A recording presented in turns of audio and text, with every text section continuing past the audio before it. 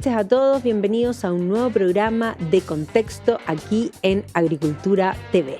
Y hoy día tenemos un invitado estelar, fabuloso. Tenemos nada más y nada menos que al director ejecutivo de la Fundación para el Progreso, Fernando Claro. ¿Cómo estás, Fernando?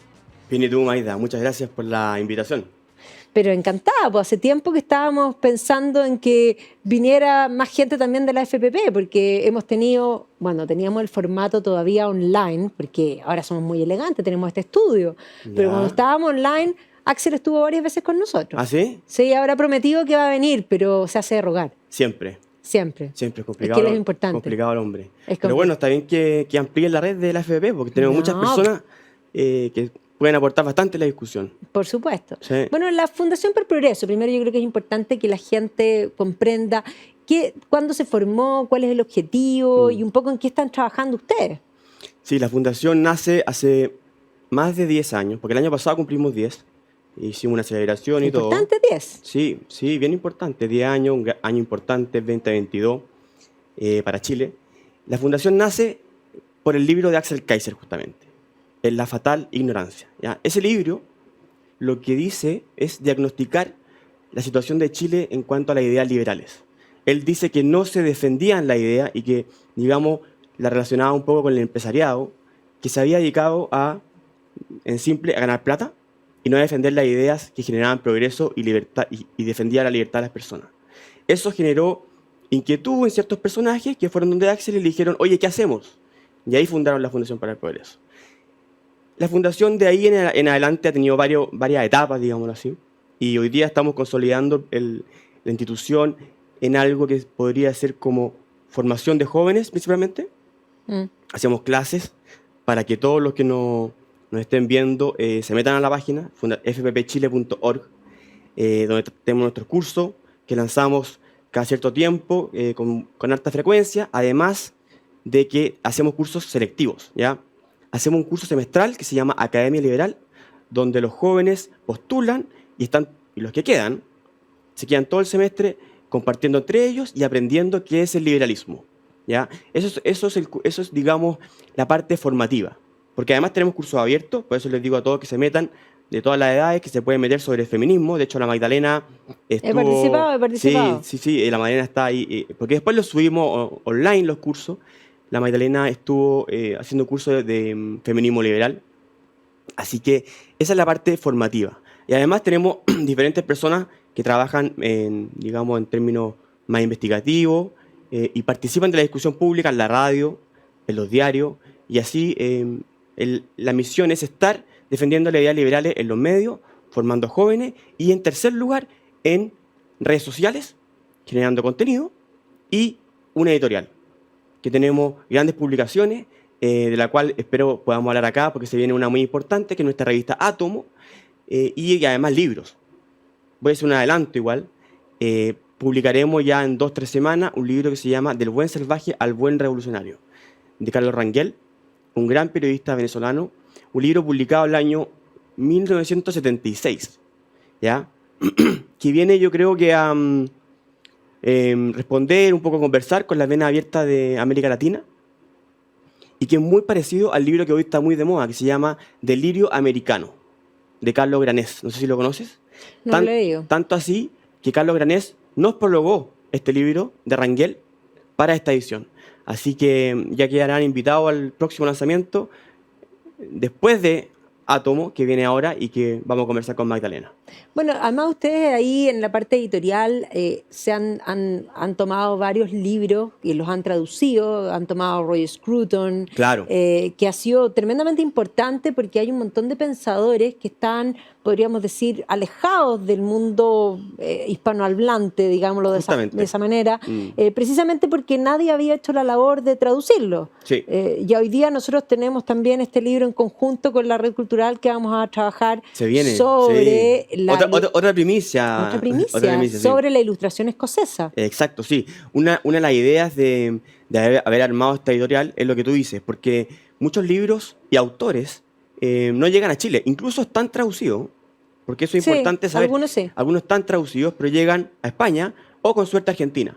Hoy día Argentina no creo que llegue mucho porque está medio complicado. Pero como Chile es un país chico, de un mercado chico, de pocas personas, que menos son las que leen, Sí.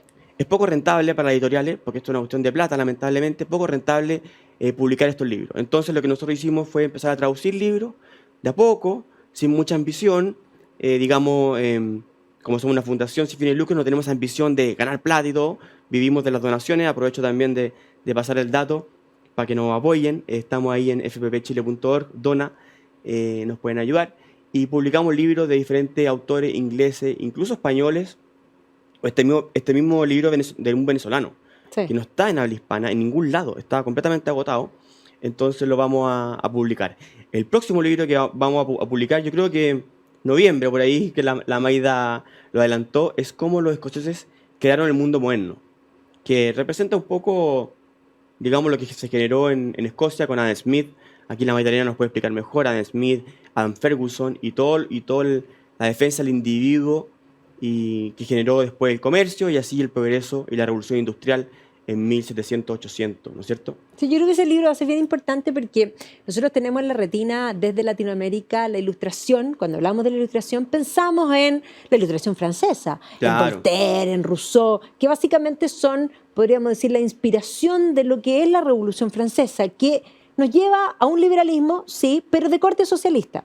En cambio, la ilustración escocesa es un gran ausente en nuestra retina y por Sí. lo tanto es importante mencionarlo porque hay dos vías democráticas. La vía de la ilustración francesa que lleva a la revolución y que sí, establece la democracia, la madre, sangrienta por lo demás. Obvio. Y por otro lado, tenemos el padre, que es este liberalismo que no solo se gesta en Escocia, donde hay que entender que cuando uno dice Escocia, tan lejos, Escocia tenía 4 universidades cuando Inglaterra tenía 2. Entonces, es realmente una cosa impresionante. Y Sí. es eso lo que inspira la independencia americana. Justamente. Y básicamente el liberalismo de corte libertario, digámoslo de esa forma y en simple. Así que es interesante. Y ese libro yo me lo Claro. comí. ¿Te lo comiste? Sí, me lo comí. No me lo leí, me lo comí. Bueno, y además coincide con los 300 años de Adam Smith. Exactamente. Entonces, eso va a generar una doble repercusión, ¿ya? Porque obviamente hay diferentes instituciones que están celebrando el natalicio de Adam Smith y esto va a generar obviamente mucho más atención y es muy importante por lo que tú dices, porque claro, uno dice ilustración y uno se va inmediatamente a Francia, al liberalismo, digamos, racionalista, como le llaman algunos autores, y en cambio es un liberalismo más preocupado al individuo, sin la ambición, Pragmático. pero sin la ambición de generar una sociedad construida desde arriba, aunque algunos igual ingleses y escoceses igual se tentaron ahí, como el utilitarismo, Sí.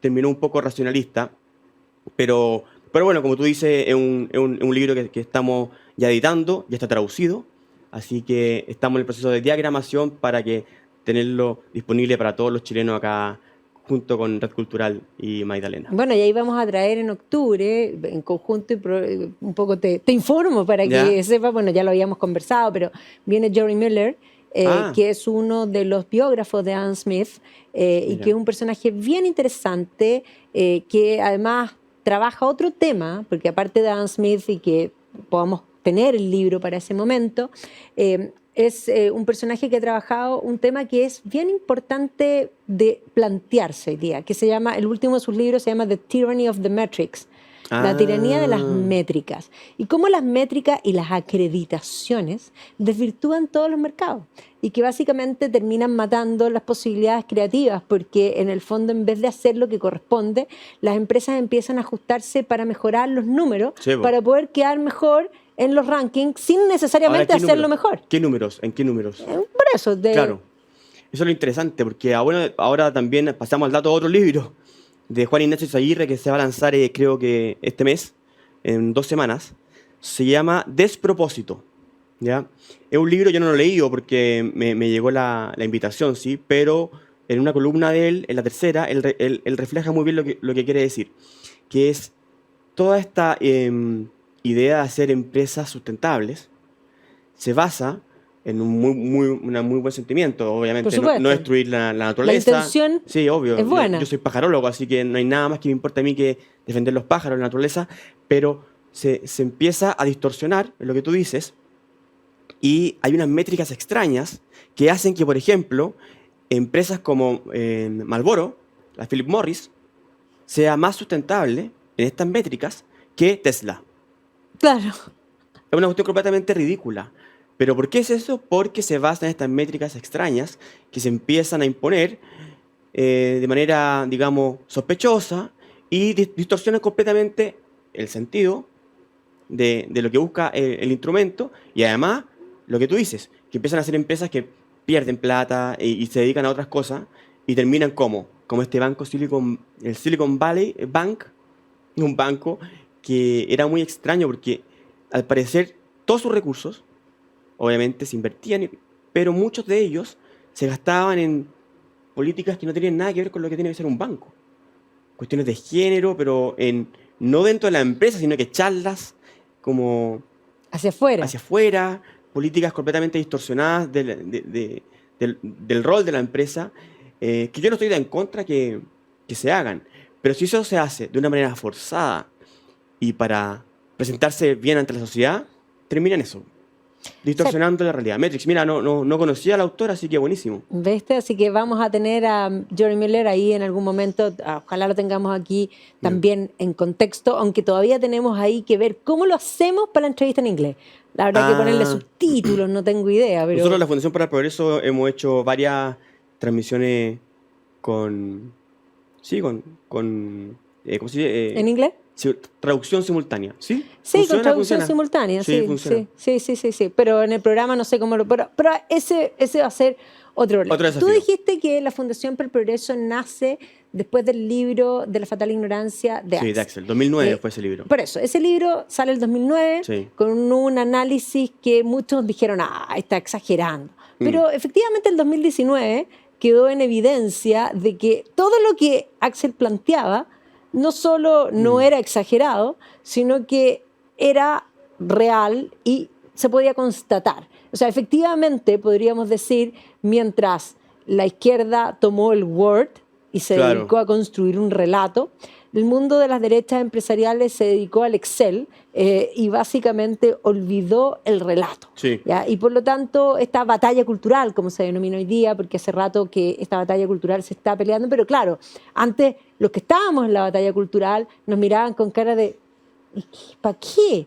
¿Ya? Pero del 19 en adelante, por lo menos en Chile, podríamos decir, la epidermis ya empezó a considerar que la palabra batalla cultural podía tener una importancia. Y hoy día, con más razón, o sea, lo que venía haciendo la Fundación para el Progreso, que podríamos estar igual que todos los que estábamos toma mucho más sentido. Sí. ¿Lo han percibido ustedes eso también? Completamente. Ahora, yo diría que lo que él escribe, Axel, en el 2009, y aquí voy a mezclar un poco la experiencia personal, yo creo que se hace realidad, digámoslo así, antes del 2019. Yo creo que el 2011-2012 queda en evidencia el problema que decía Axel en el 2009. ¿Por qué?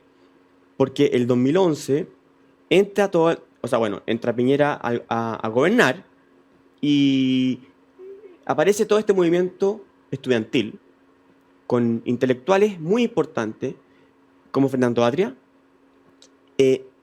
empezando a tomarse la opinión pública y a dejar completamente sin respuesta a, digamos, los liberales, ¿ya? A mí, o sea, está bien, el empresario sí hay que criticarlo, pero no hay por qué decir, oye, la derecha de los empresarios, o sea, sí, no, ¿ya? Sí. Pero digo, los liberales, el pensamiento que no era de izquierda, no colectivista, no tenía quien le respondiera a este tipo de intelectuales, ¿ya? O sea, básicamente lo que habían también construido dentro del relato es que para ser intelectual tenías que ser de izquierda.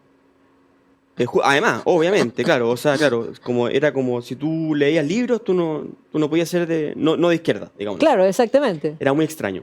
Y esto a mí me toma en una etapa, digamos, de la vida, porque yo estudié economía, para que sepan, yo soy economista, estudié en la Católica, con los Chicago Boys, digámoslo así, y yo estaba muy desilusionado un poco de mis profesores, de lo que se conversaba en los pasillos, porque eran profesores exclusivamente empíricos. El dato, las regresiones. Y había una nula reflexión política y de filosofía política en cuanto a los principios que sostenían todo lo que estudiábamos, que era, digamos, el libre mercado, y la economía social de mercado también.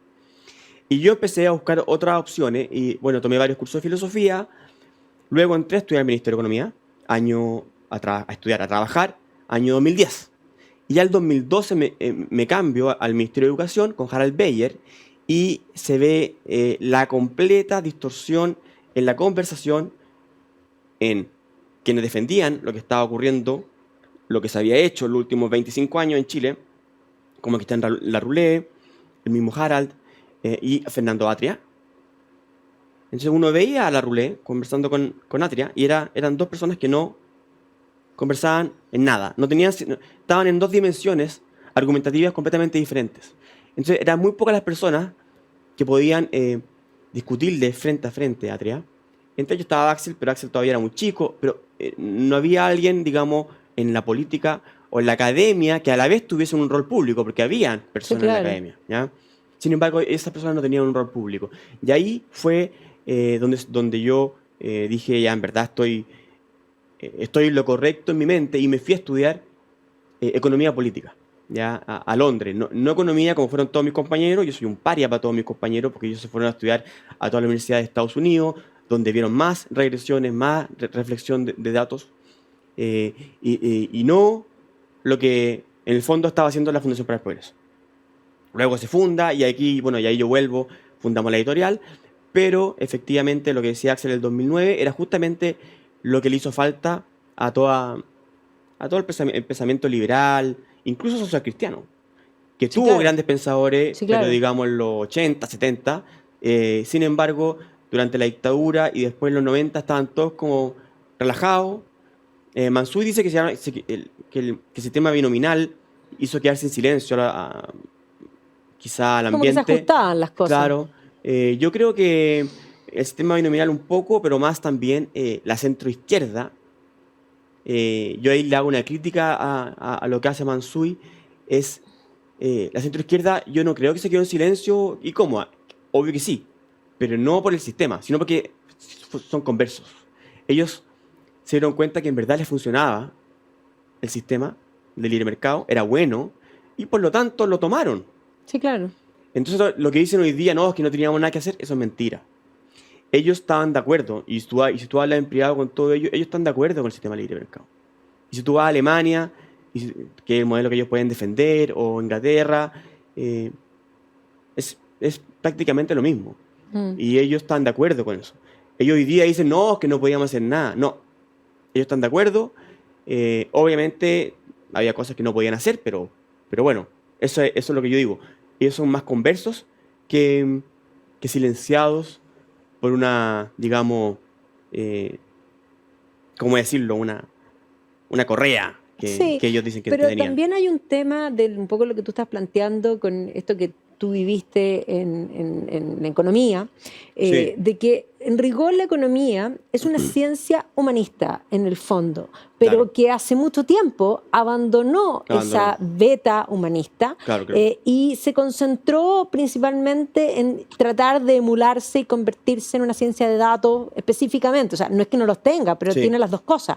Y la parte humanista ha quedado totalmente fuera, porque cuando Completamente uno dice, fuera, sí, sí. completamente fuera. Sí. O sea, yo recuerdo que a mí en un momento a mí me llamaron para hacer un curso de pensamiento económico, yo soy historiadora, Claro. y yo dije, bueno, pero, o sea, yo hago mucha historia económica, y entonces yo dije, bueno, pero entonces me dice, es que necesitamos remediar.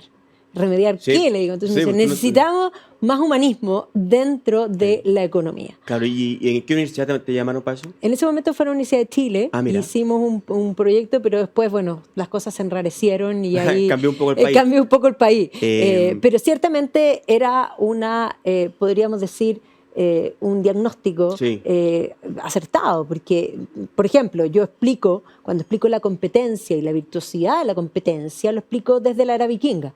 La era vikinga es el ejemplo de cómo sin Estado y básicamente en competencia se logra 200 años prácticamente que ponen en jaque a Occidente completo. ¿Y Claro. cuándo los vikingos desaparecen? Cuando se constituyen como Estado y que básicamente esa idea de unión viene con el cristianismo, en fin, cuando abandonan en fin. Claro. Pero desde la historia uno puede comprender las Sí, cosas no, económicas. es un vacío intelectual muy grande los que tienen los economistas de mi generación, que yo he tenido que constantemente luchar para llenarlo y sigo y espero seguir porque, o sea, yo estudié 5 años en la mejor facultad, digamos, de Chile.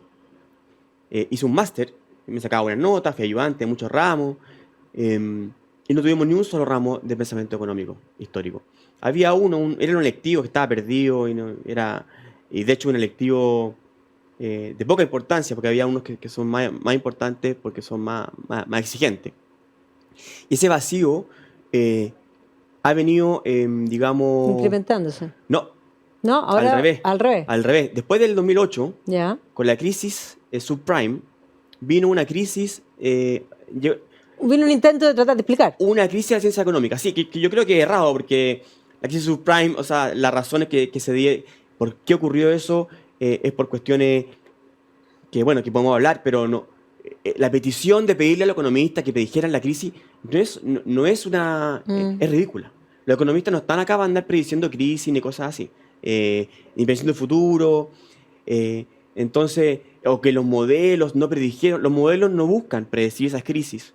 Lo que sí buscan los economistas es entender cómo funciona el mercado, cómo regular bien o cómo no regular, dónde no regular, y ahí lo que se hizo fue regular, darle mucha plata al sector inmobiliario de manera completamente desproporcionada, y lo que hizo fue asignar recursos en lugares donde no había que hacer empresa, que fue en el mercado inmobiliario, en lugares donde no había que tener casas, y por eso fue que explotó lo que se generó la burbuja. Porque tú al desviar recursos a lugares donde nadie va a trabajar porque no hay ventaja comparativa, no hay hambre de lucro, donde no hay lugares donde esa empresa surge por sí misma, ¿qué hace eso? Generar una empresa falsa que siempre va a llegar un momento, siempre, en el que la gente ya va a tener que gastar en lo que necesita y esa burbuja va a explotar. Eso fue lo que pasó en la crisis subprime, ¿ya?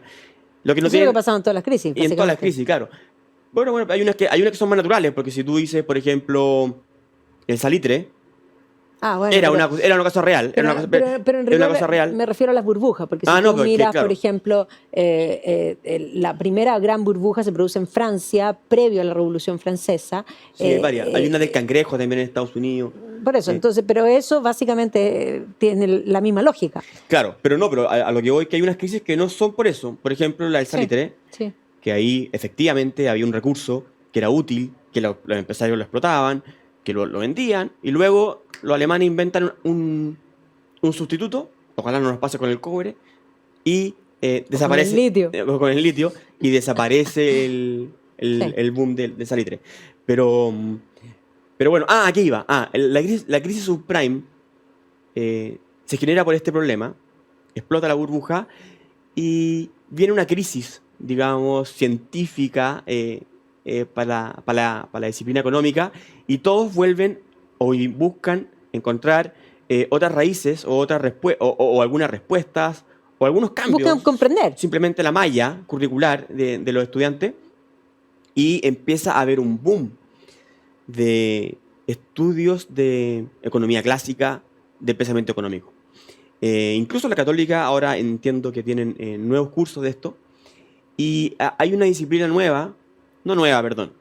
que se llama, que en inglés es PPE, Politics, Philosophy and Economics, que es un pregrado en Oxford que es muy famoso y que tiene siglos de historia, que el máster, la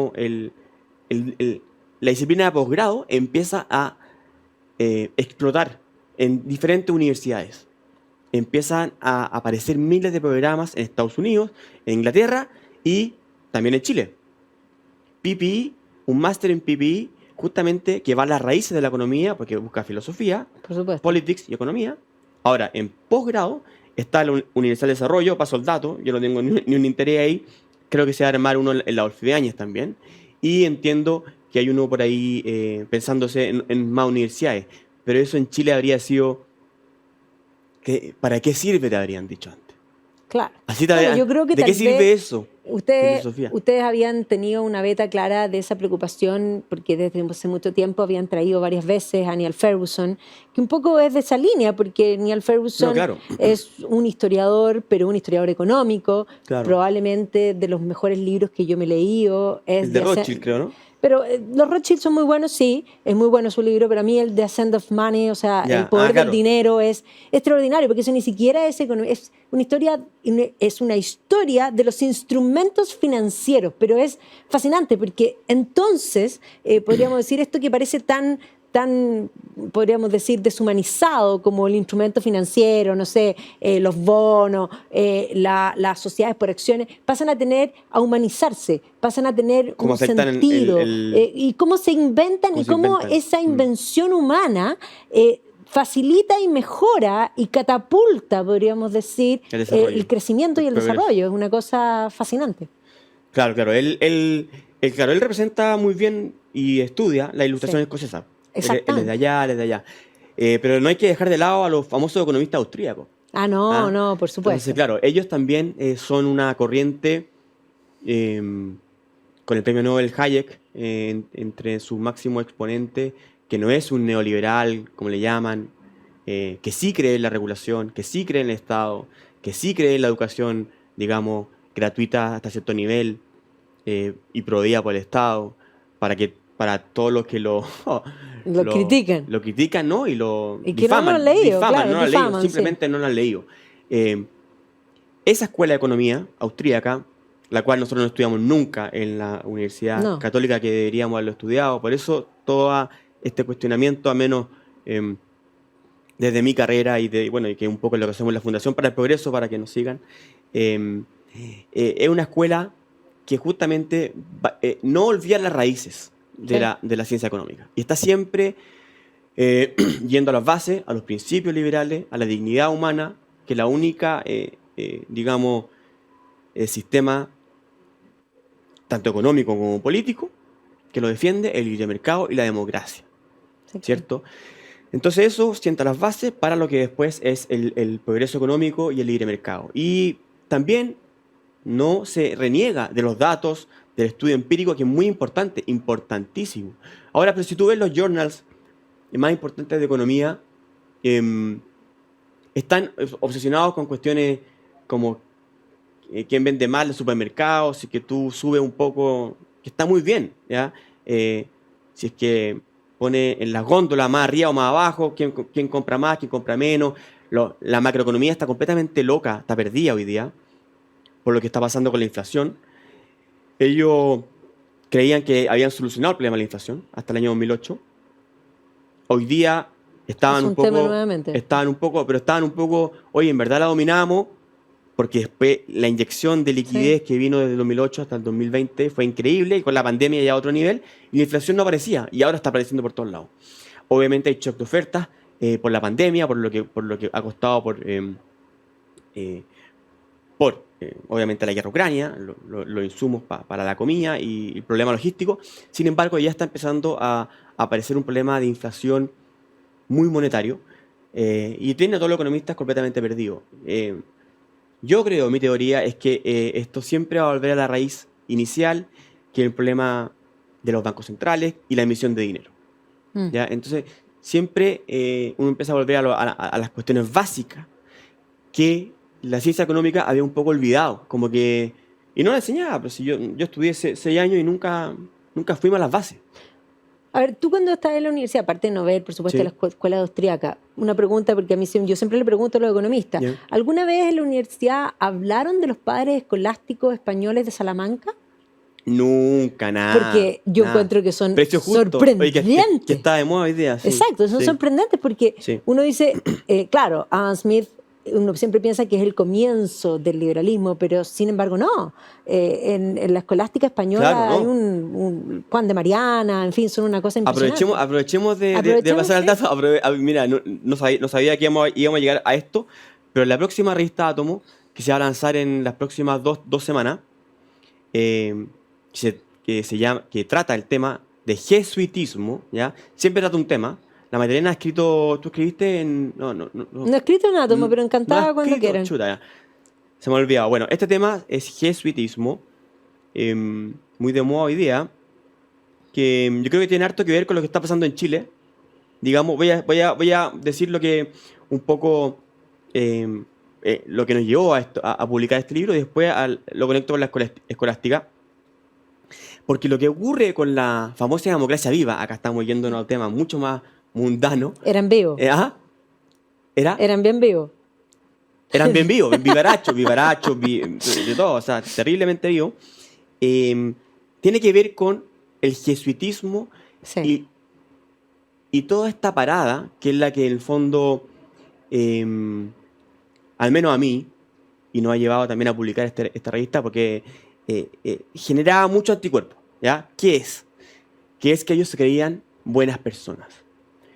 Los jesuitas andaban todo el día pontificando que tú eras malo porque no vas y trabajas en el techo para Chile. Tú, joven, te dedicas a hacer cosas que ellos no sabían que hacía uno, pero si no iba al techo, era mala persona.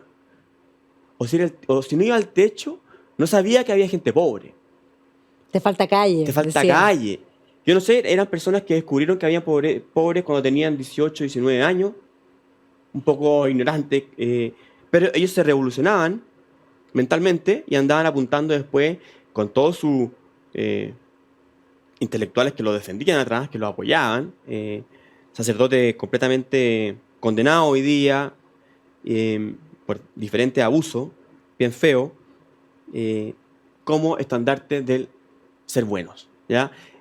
Que es lo mismo que se hacían sentir ellos, los de Revolución Democrática, y bueno, uno de sus instrumentos políticos de territorio, democracia viva. Y eso es lo que les pegó fuertemente y les va a pegar, yo creo, para siempre, porque ¿qué es lo que queda en evidencia con este escándalo de democracia viva? Es que ellos son simples seres humanos como cualquiera.